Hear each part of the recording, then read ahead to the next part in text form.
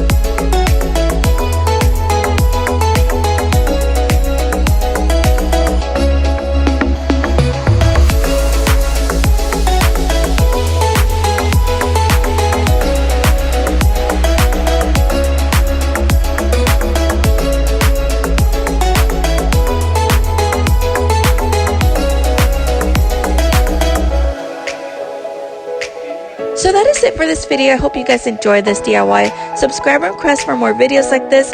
Until the next time, bye everybody!